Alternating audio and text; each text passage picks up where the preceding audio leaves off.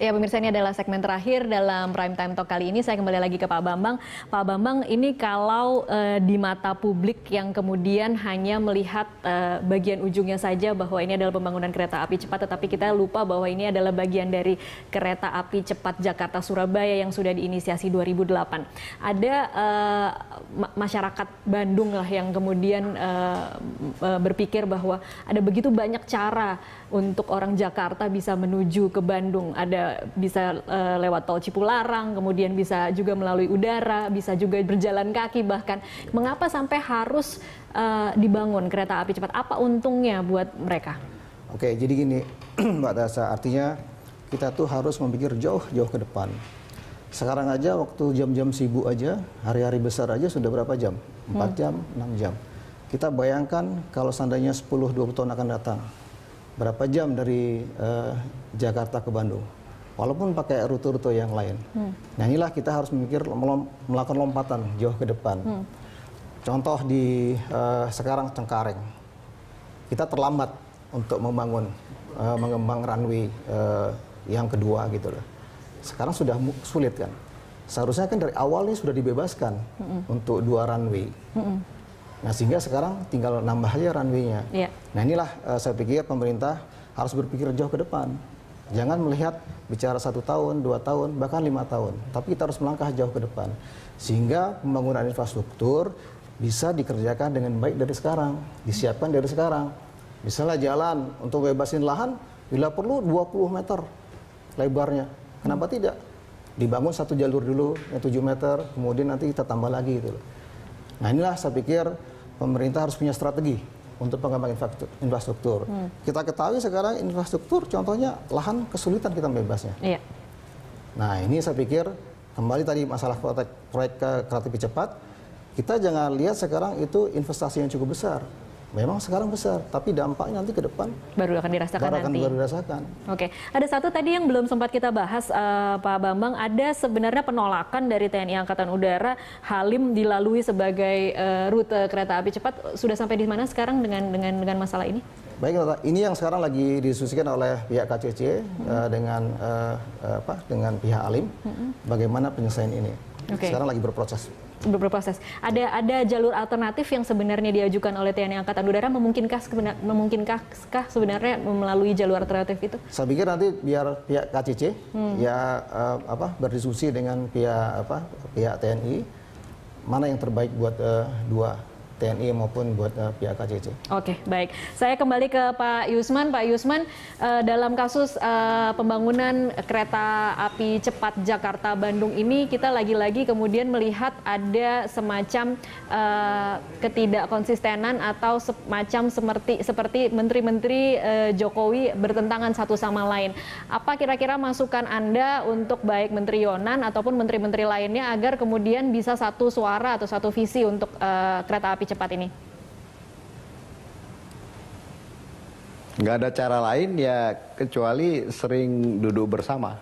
Jadi saya kira Pak Yonan dan juga Ibu Rini itu adalah 2 figur yang sebetulnya bisa duduk bersama, mendiskusikan dan kemudian mencari titik temu. Kan sebetulnya boleh saja 2 menteri mempunyai perbedaan pandang, sudut pandang. Tapi kalau udah bertemu kan nanti kita bisa mendapatkan persamaan dalam perbedaan yang ada gitu. Dan itu bisa menjadi langkah untuk mempercepat untuk melaksanakan program ini. Yang penting itu adalah perintah Bapak Presiden dapat terlaksana sesuai jadwal, kualitasnya tinggi seperti yang diharapkan, dan tidak ada masalah di belakang hari. Karena dengan tidak ada masalah di belakang hari, maka kita berarti sebagai menteri bisa memenuhi tugas kita sebagai pembantu presiden yang memberikan tingkat keandalan terhadap semua keputusan yang kita ambil.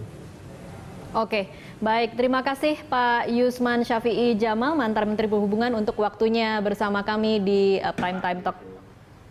Iya, dan pemirsa, saat ini sudah ada penelpon yang bergabung bersama kami. Ada Pak Guntur dari Jawa Barat. Selamat malam Pak Guntur. Assalamualaikum, selamat malam Berita Satu. Waalaikumsalam Pak.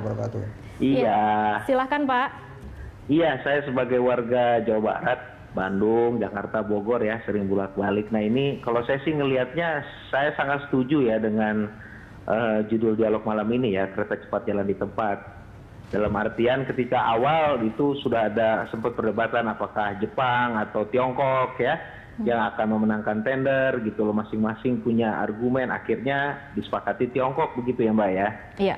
Nah, kalau pakai logika saya, mungkin saya orang awam ya, ketika udah groundbreaking gitu loh Presiden Jokowi kemarin di Walinis itu, kayaknya permasalahan yang sekarang terjadi mencuat di publik seharusnya mungkin sudah selesai ya di tataran sebelum groundbreaking itu gitu loh. Nah, sekarang kan kita masyarakat jadi bertanya-tanya gitu loh, ketika sudah groundbreaking, kemudian mulai ada antara Kemenhub-nya yang belum memberikan izin trasenya baru sekian, kemudian beberapa hal lain gitu ya.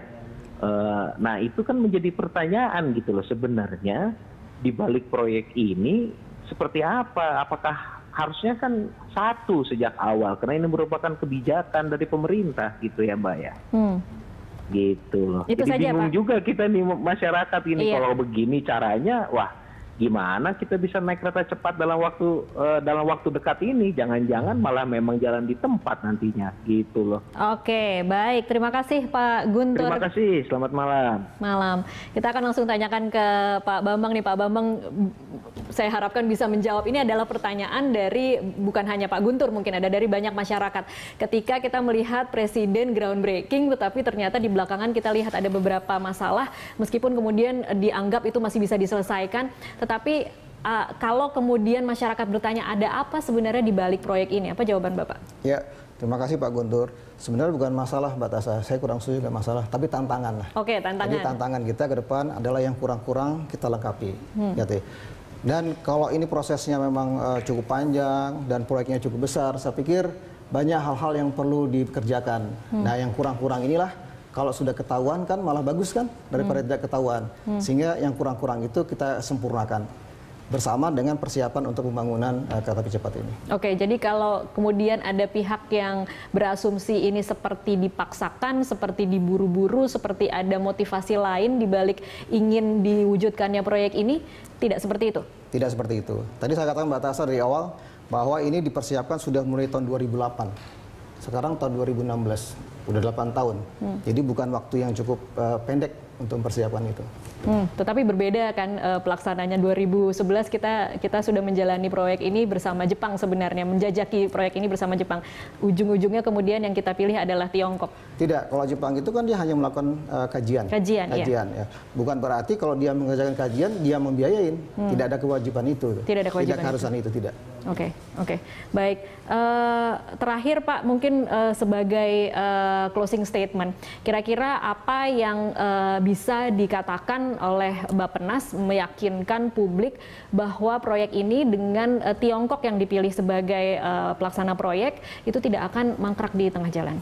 Ya, artinya Bappenas tidak bisa sendirian. Bappenas di tataran makroekonomi, perencanaan, tetapi tentu kita bekerja sama dengan instansi terkait yang terlibat di situ. Ada pihak Jasa Marga, ada pihak PU, Menek BUMN, Kementerian Perhubungan ya, hal-hal yang terkait dengan masalah teknis. Kemudian terhadap lingkungan. Nah, sinilah Bappenas fungsi sebagai integrator untuk menyatukan, untuk memecahkan permasalahan-permasalahan yang ada. Oke, baik. Terima kasih Pak Bambang sudah meluangkan waktunya bersama kami di Prime Time Talk. Dan pemirsa, sesaat lagi Anda dapat menyimak Connect 360 bersama rekan saya Luisa. Atas nama seluruh kerabat kerja yang bertugas, saya Tasya Lutmila undur diri. Terima kasih atas perhatian Anda dan